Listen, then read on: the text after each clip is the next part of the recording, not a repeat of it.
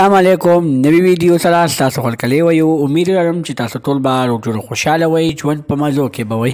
ډېره زیاته افسوسناکه واقعه رامخې ته شوې ده. ډېر زیات ظلم شوی دی چې یو ظالم زوی راپاسي او خپله سږه مور د غیرت په نوم باندې ډېره زیاته بېدردۍ سره قتل کوي.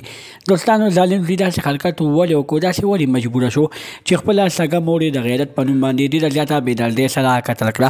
پوره معلومات خپلولو لپاره زموږ د ویډیو خامخا وګورئ. تر اوسه زموږ چینل چانه سبسکرایب کړئ، خو موږ زموږ چینل سبسکرایب کړئ، تر دې نشان څخه خامخا ووهئ چې زموږ هر یوه نوې معلوماتي ویډیو تاسو ته په اسانۍ سره میلاویږي. ډېر زیات ظلم شوی دی، ډېر افسوسناکه دردناکه واقعه رامخې ته شوې ده چې یو ظالم زوی خپله مور د غیرت په نوم باندې ډېره زیاته بېدردۍ سره قتل کړه. خپله مور یې په بله طریقه باندې قتل کړې ده، په بل څه خبره یې قتل کړې ده او بیا یې هغه قتل له د غیرت نوم ورکړی دی.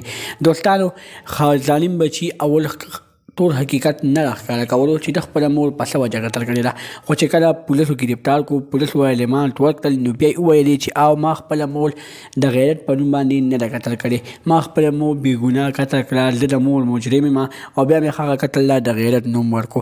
وایي چې مور به مې زما ښځې ته نصیحتونه کول، خو زما د ښځې هغه نصیحتونه نه خوښ. زما ښځې به ما ته روزانه زما د مور خلاف خبرې کولې، ما نه منلې. په دغه وخت باندې زه د کار نه ستړی راغلی وم، خو زما ښځې ما ته داسې خبرې وکړلې چې په هغه خبرو ما ډېره زیاته غوسه راغله. ما تمانچه راواخیسته او خپله مور مې په خپلو لاسو باندې وویشتله.